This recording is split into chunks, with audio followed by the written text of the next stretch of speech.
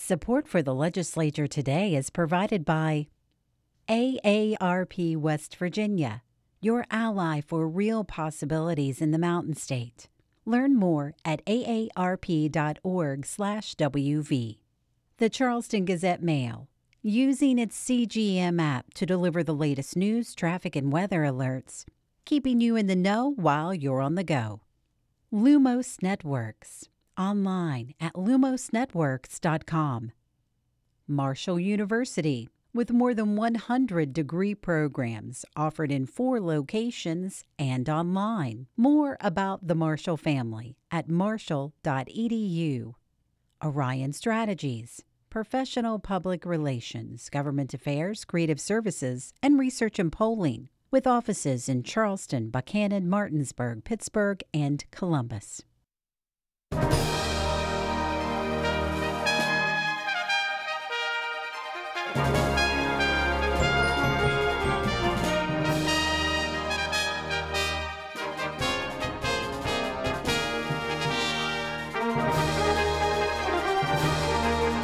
Good evening and welcome to the Legislature Today. It's both AARP Day and Alzheimer's Association Day here at the Capitol. We'll have separate reports later in the program. But first, the House received communication today from the Senate of the passage of Senate Bill 451, the Education Reform Bill. But before the chamber could finish announcing the communication, Delegate Isaac Spinagle made a motion to have the bill postponed indefinitely. Here's a bit of his remarks. Now, I don't know about you all, but I have received literally hundreds of emails, telephone calls, and they're referring to this bill as Mitch's retaliation bill. Labor unions are getting ready to do a work stoppage all because of this bill, because it was slammed through the Senate and shoved over here to the House. So the Senate has basically poured gasoline out on our public education system, and the House of Delegates have we have 2 options here how we're going to proceed throughout the rest of this session. We can strike a match, set it on fire, we can go through what we did last year, or we can douse it out right now and put it to an end. If you vote yes on this motion, you are putting out the fire. Put it out! Spinagle's motion was tabled by a vote of 52 to 44, and Senate Bill 451 was referred to the House Education Committee and then to the House Finance Committee. But comments about the delegates' motion and the bill itself came up later on the floor. Here's a look at that. Anyone that knows, the members of this legislature and the members of this leadership team know, and I'm going to tell everyone here today, that there is no intention of any retaliation or retaliatory measures by this legislature for any reason whatsoever, let alone in this bill that we're discussing today from this House. No matter what you see, maybe the actions of another body of this legislature may be, that is clearly not the intention moving forward in the House. So today I just ask you to trust me and trust the members of our leadership today to make changes that are necessary, to leave the good parts in this bill and maybe remove the parts that give us a little bit of heartburn, the members of both parties of this body as we move forward. I think the Senate, first of all, violated the constitutional requirement of 1 subject per bill. Also, it violated my sense of the importance of committees, because committees allow people an opportunity to comment, to ask questions, to be involved in the process, to test ideas, get counsel to explain the bills, and all of those things that we do in committees. The Senate didn't do that. They didn't send it to the Finance Committee, which is to look at the financial aspects of that bill. They took and put it on the floor. And I think it's very appropriate to have a motion to permanently postpone consideration of that bill because of the nature of the bill and how it got here. What came out of the Senate the other day is nothing more than revenge politics. Nothing more than revenge politics. Do you know the title of that bill is 3.5 pages long? Education in general? Are you kidding me? We've got turmoil once again going on in our education community. As we speak, strike votes are going on in every school in the state of West Virginia. To demagogue that this bill somehow is going to eradicate public education from the state of West Virginia is ludicrous. We're not doing anything to eradicate public education. We're providing parents a choice on how they want to educate their children. And if that choice is to stay in public education, they'll do that. If it's to do it in private education or homeschool, that's their choice. People, freedom is what we want. We want freedom to find our solutions. More than 38,000 West Virginians over age of 65 suffer from Alzheimer's disease and other forms of dementia, but providers believe those numbers are much higher. Today, a call to action on fighting this crippling illness came from those affected and from the Senate chamber in the form of Senate Resolution 27. Randy Yohe has the story. Members of the West Virginia Alzheimer's Association stood arm in arm with every Mountain State senator. Their shared mission, declaring a day and a campaign to urge the state to designate Alzheimer's a public health issue. Among the passionate supporters, Rose Long. Rose's husband Tom recently went from his chemical engineer job at Union Carbide to a care facility after becoming debilitated with dementia. Mainly for his frustration and anger issues that he had. But he can't hardly talk now, can't communicate, but he's getting along fine at the care home. It remains the 6th leading cause of death, and as one can imagine, the risk of depression, emotional stress, not only for the patients but for the caregivers, is tremendous. Senator DeCubo spoke of the rapid rise in Alzheimer's cases, especially among women. Diagnosis coming as young as 30 years old, and at 85 for men and women, there's a 50-50 chance of contracting a form of dementia. There's not very many memory care places. There's not very many senior services. The ones we have are good. We just need more of them. Recently back from an international conference on Alzheimer's, Senator and Dr. Ron Stallings says West Virginia is a dementia-friendly state offering many resources, but he says more must be done. It is estimated that there are more than 100,000 unpaid caregivers who care for their loved one in our state. Mr. President, I want those thousands of West Virginian families to know that there is help and there is hope. Today's resolution urges the Bureau of Public Health to designate Alzheimer's disease and other dementias as a public health issue, creating awareness and increasing state assistance. We have Make a Plan, which is a plan for building infrastructure for Alzheimer's disease and dealing with it for caregivers. There are things you can do as a family. You can live your best life, but the information needs to be out there. In West Virginia, all of our counties are covered by public health departments, and so that's an obvious place to start. The onset of Alzheimer's and other dementias cannot yet be stopped or reversed, but increased treatment, care, and support can make a quality of life difference for thousands. For the Legislature Today, I'm Randy Yohe. Thanks. Next, a focus on decaying water and sewer infrastructure throughout rural West Virginia. We'll talk with a local journalist who has spent the last 6 months documenting the issue. But first, reporter Molly Bourne brings us this report from Mingo County as part of a series called Stirring the Waters. If the forecast says it's going to storm, some Chattaroy residents know their troubles are just beginning. Usually as soon as we find out there's going to be hard rains, we try to not use as much clothes and try to figure out where we're going to take our clothes to wash them. And then I notify everybody in the family, I'm going to have to be coming over there, I'm going to have to be giving the kids baths at your house and all of this stuff. So just leave your door open for me. Megan Hatfield Montgomery, her husband, and their sons live here in this Mingo County town in southern West Virginia. After a hard rain, simple things like doing laundry and flushing the toilet can present a challenge. That's because 2 nearby manholes that are part of an aging wastewater system back up and overflow into the street. This is one of the major issues we're having to deal with right here.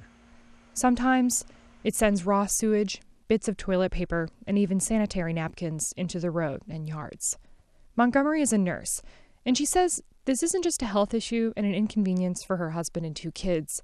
It's also cost them thousands of dollars. We've had to do a remodel on the bathroom when we first moved in because the water had been under the house so much that it had rotted the whole entire bathroom floor out, and we had to change the subfloor and all of that, which cost us about $10,000 because we had to take everything out of the bathroom. I mean, the toilet fell through the floor at one point.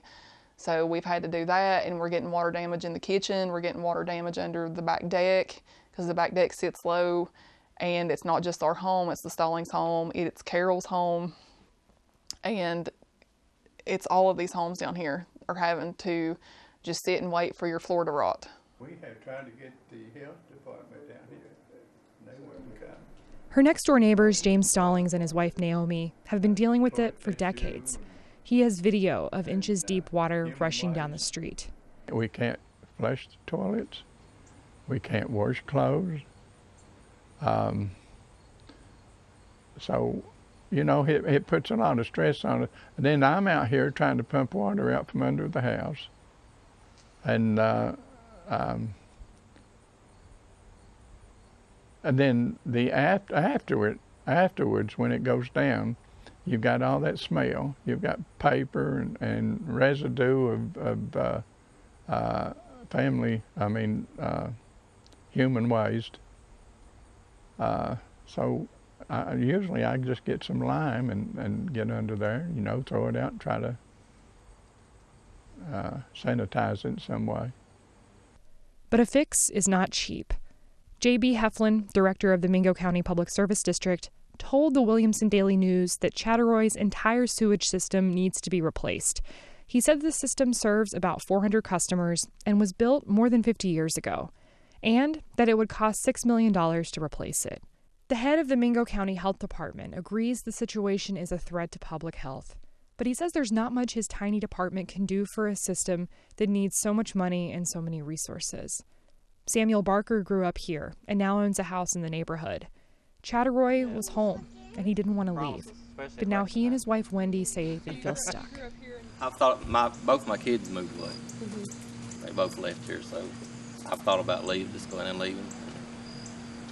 But like I told her, you can't hardly the property value here because of this stuff. You can't sell your house. It's not just wastewater infrastructure.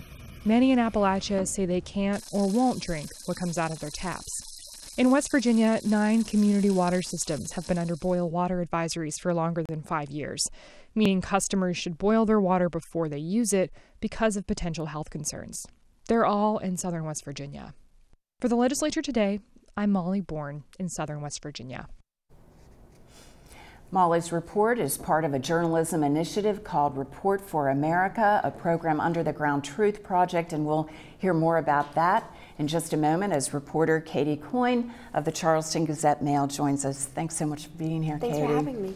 Now, you are one of 3 journalists from 3 news organizations that have banded together to focus on the water and sewer infrastructure problem that we have had here, the deficiencies for decades. And those are, of course, the Charleston Gazette-Mail, West Virginia Public Broadcasting, and the Lexington Herald in Kentucky. So just launch right into it. What have you found? Well, we spent 6 months investigating water and sewage infrastructure, like you just said, and what we found was perhaps not surprising. This isn't a new issue. Like you said, it's been around for decades, and you go back to the 80s and there's congressional reports on this. It's the same problems over and over again, and what it boils down to is a lot of the water infrastructure here, a lot of the pipes that were laid when coal companies were big and booming, coal companies left. Some started in the 30s, some in the 70s, and since then, a lot of these communities, especially smaller communities in the southern coal fields, don't have the means to keep up the systems that they have in place, meaning you have people that are going without water, people that find dirt in their water, people that they don't know what chemicals are in there because the systems can't afford to do water testing. Most in southern West Virginia are out of compliance, at least with the EPA or state drinking water standards. and we haven't seen a lot of money go toward fixing them because there's not a lot of money available. Tell me, I mean, do we know in terms of the numbers of population, how many residents can we estimate this is affecting? Well, it's hard to put an actual number on the amount of residents. The way that the Infrastructure and Jobs Development Council does it is by structures in the state. So that can include everything from abandoned buildings to where people are living, residentially or businesses. And what they estimate is that 62% in the state of the structures we have are connected to a water source, a centralized water system like a public service district or a municipality or a private system like West Virginia American Water, and then only 46% to sewage systems.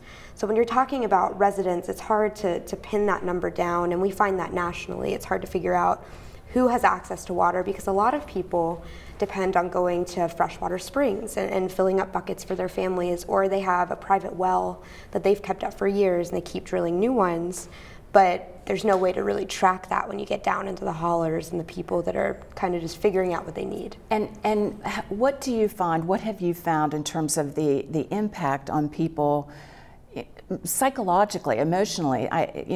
It's hard to imagine to have that as an ongoing burden in your life.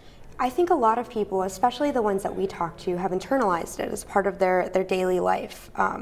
And just because it's something that they deal with every day doesn't mean that it's not somewhat of a burden.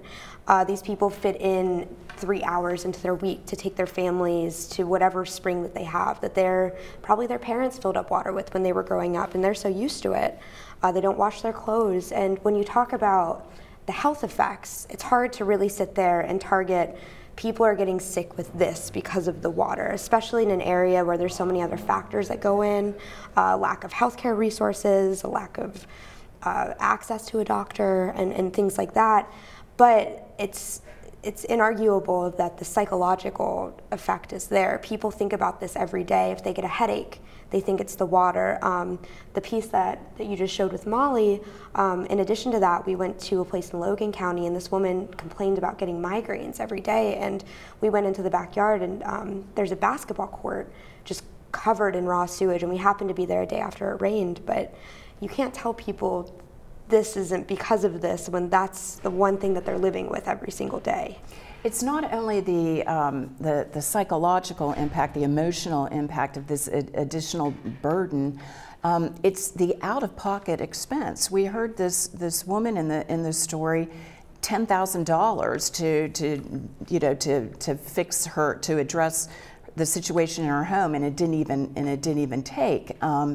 Out-of-pocket money to buy bottled water on a daily basis. Yeah, there's one of the families that we spoke to for one of my pieces. She lives in Gary, which is in McDowell County, and they spend $200 a month on top of their water and sewage bill, which is about $150 for bottled water and water filters. And if you go online and you look at the story, the filter that they have in there, it only lasts 2 weeks. So you're buying 2 of those filters a month about, and yeah, I mean, obviously you're paying more, and in a lot of these places, you're still paying your water bill, even if you don't use the water. You're still paying that money because what are you gonna do? Just stop? And they don't use the water. The story visited private families. Mm-hmm. Did you talk to city officials, people in City Hall? What are they doing, if anything? What can they do? So a lot of this, when you talk to people either on a local level or a state level, at state agencies or at activist organizations that work on this stuff, water and sewage is such a basic thing for a lot of us, right? And I'm not saying that they overlook it, but because it's so basic, it's something that we assume we have access to. It's not always on the forefront of priorities because we assume it's something that's taken care of. And then when you get down to the local level with looking at county commissions and city councils and local activists, local politics can really get in the way sometimes. The person that runs the public service district, or if it's a municipality, the municipal waterworks, answers to the mayor, and the mayor might be up for re-election next year. And do you want to be the person that's running who people are saying is responsible for a water rate increase? And that goes to the heart of this too. I mean, for all of these smaller systems, there's over 300 small community water systems in West Virginia. Their only source of income is bills by the customers. And when you're looking at a population that's going down consistently, and you're looking at people with less people there, every vote is just as important, even more important. People don't want to pay more for water, especially if it's water they can't use. Now, we've got two significant bills that are already introduced. If we could just very briefly go through those. Senate Bill 500. Yeah, so Senate Bill 500, it is the first bill of its kind that I've seen in the last 6 or 7 years probably that really addresses water infrastructure funding. And that's the big part of this, is it's wholly addressing the funding portion of this. So as I just said, what we see now is there's less grant funding available than there has been in the last 20 years. And with those less grants, a lot of systems are relying on loans. And what loans, I mean, when you're a small system that only has 300 customers paying $25 water bill, loan payments get really, really burdensome. So what this is trying to do is make it so if there's excess funds for the state general fund, it'll put up to 17% of that into an endowment fund that for water and sewage replacement acts. And it targets replacing structures that were put in 50 years ago, which that's most of what we have now that needs to be replaced. And then it would make an application process run through the IJDC to give out those funds to company or to systems that need the funding that can't find it anywhere else. And in half a minute is all we have, 153. And so 153 is just a way to get more grant funding accessible. Right now, the way that it works is an 80-20 funding model. That is 80% loans and 20% grants. What this would do is bump it up to 25% grant funding available through that fund. Excellent. Katie, thank you so much for being here. We will continue to watch the series and read the series in the Gazette Mail. We appreciate you being here. Yeah, thanks for having me. The House overwhelmingly voted last Friday to eliminate the state's personal income tax on Social Security benefits. The Senate will now take up the bill, which, as Randy Yowie reports, is a priority for AARP. Like the Revolutionary Patriots, legislators pay attention when they see the redcoats coming. The 30 or so volunteer members of West Virginia's AARP advocacy team don't just monitor House and Senate activities, they plan and execute strategic issue positions. We have a very large number of retired educators. We have a good mix. I mean, we have anywhere from people who were school employees to, we have a lady who used to be the state director of the Alzheimer's Association. So we have a really great mix of people. People bring all kinds of backgrounds and skills. We pay very close attention to those. We just attended the Finance Committee in the House Finance Committee on the senior budget issues, on the Meals on Wheels programs and the programs with that. Interested to hear that they had decided to increase some funding. Seniors will see more money in their pockets if West Virginia joins the 37 other states where the legislature has eliminated the state income tax now levied on Social Security. That's important because seniors have already paid taxes on that and don't need to pay taxes on it twice. Seniors need all the help they can get in a lot of cases, and this will largely hit the middle-income seniors and be a help to them. More than 468,000 West Virginians receive Social Security benefits. More than half of those seniors rely on that Social Security for at least half of their total income. And thousands of taxpayers hitting that $44,000 or so median or middle income number could have up to 85% of their Social Security taxed. This is a federal benefit. This is we generally, the state generally does not tax things that are federal benefits. Team members say it's not just seniors who would benefit from this tax elimination. AARP found there are 300,000 caregivers in West Virginia that spend an average of $7,000 a year out of their own pocket just to provide that basic care. They say that totals $2.8 billion, that's billion with a B, in unpaid care for those caregivers. That's money that could be going back into those seniors and caregivers' pockets. Marianne Ferris was the primary caregiver for her Alzheimer's-stricken husband the year before he passed away, and she needed professional help with that care. That expense was out of my own pocket, and fortunately I was able to afford to do that, but there are many people who cannot afford to do that, and they have to place their spouses or their loved ones into care and sacrifice homes and make all sorts of sacrifices. Some legislators have concerns about the state losing $50 million a year in Social Security income taxes. AARP advocates say the thousands of dollars that seniors will keep the Mountain State heading fiscally forward. If you can put more money in people's pockets, if you can give them a little bit of a tax break, they're going to spend that money. So it's going to help the economy. That money is going to go back into the economy. So we view it as an economic stimulant. AARP team members also believe that repealing Social Security income taxes will keep more seniors from moving elsewhere after retirement. Other legislative issues include fighting financial exploitation and elder abuse, supporting family caregivers, and increased funding for home and community-based services. Legislators know it's time to listen and learn when the redcoats are coming. For the Legislature Today, I'm Randy Yohe. Tomorrow in the Legislature Today, a discussion of multiple judiciary bills concerning the Supreme Court, consumer protection, personal liability, broadband expansion, and others. I'm Suzanne Higgins for everyone here at West Virginia Public Broadcasting. Thanks for joining us. Have a great evening.